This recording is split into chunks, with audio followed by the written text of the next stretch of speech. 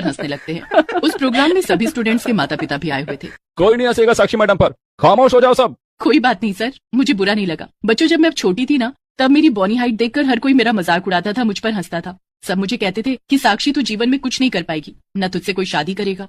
मेरे माता पिता बहुत गरीब थे।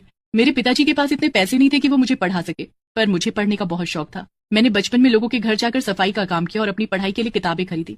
कदम कदम पर हर कोई मेरा मजाक बनाता था, पर मैंने कभी किसी की बात पर ध्यान नहीं दिया, बस अपने लक्ष्य पर ध्यान देने लगी। पिताजी की कमाई से बड़ी मुश्किल से हमारा गुजारा चलता था।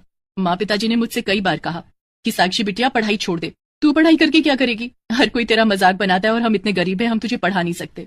पर मैंने हिम्मत नहीं हारी। मैं पिताजी से पैसे लेने के साथ साथ गांव में काम करने लगी, पर मैंने पढ़ना नहीं छोड़ा। यहाँ तक कि मेरी पढ़ाई के पीछे मेरे माता पिता को अपना घर तक कुर्बान करना पड़ा। हम रास्ते पर आ चुके थे, फिर भी मैंने हिम्मत नहीं हारी।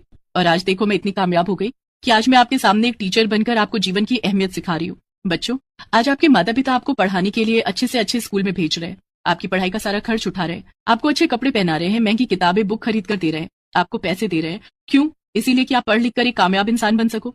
बच्चों, मेरा बचपन ऐसा नहीं था। मेरी महंगी किताबें खरीदने के लिए मेरे पिताजी के पास पैसे नहीं थे। हम एक समय भूखे रहते थे और एक समय के पैसे बचाकर मेरी पढ़ाई का खर्च उठाते थे।